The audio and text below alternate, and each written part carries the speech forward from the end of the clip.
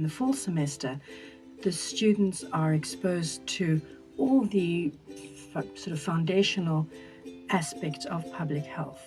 We felt that they also needed a seminar-style, smaller groups situation, where small meant about 20 students, with the faculty member, to really explore and apply some of the issues that they were learning. And so we thought that a good solution would be to provide them with well-known public health cases that they could really dig into and apply what they're learning to the cases. So at the beginning of the fall semester, we'll start off with some well-written, known cases. They'll read it well in advance. The very first session that we have, we always set some kind of parameters of what are the expectations from this? What would make for good participation? What would that look like? And it's a rubric we use throughout the whole 2 semesters. We keep coming back to it. In the second session, we have a much more complex case that they have to grapple with, where we will curate a set of readings or set of resources, and sometimes they're videos and newspaper articles, and they quickly learn that they need to read the detail. And we've learned over the years that by giving them 1 or 2 prompts or discussion questions in advance of the case, just to help to get them thinking, helps. And then also sometimes after the session, we'll put up just throw up a reflection. What did you take out of this case? When were you most engaged? When weren't you?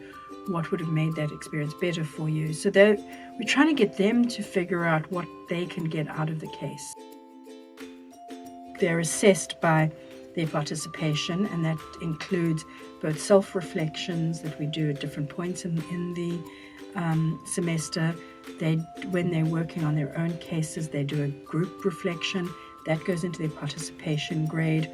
They assess each other's presentations and cases. They write a policy memo, and we give them, they submit drafts of that. They do peer reviews. So there's a number of ways that we're actually assessing both their engagement, but also the set of skills that they're gaining.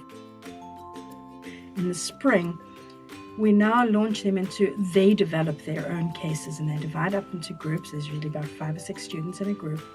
They select a case and they actually develop it. So they're not only now learning how to apply some of the public health knowledge, they're kind of also learning some sort of pedagogical skills of how do you facilitate a case?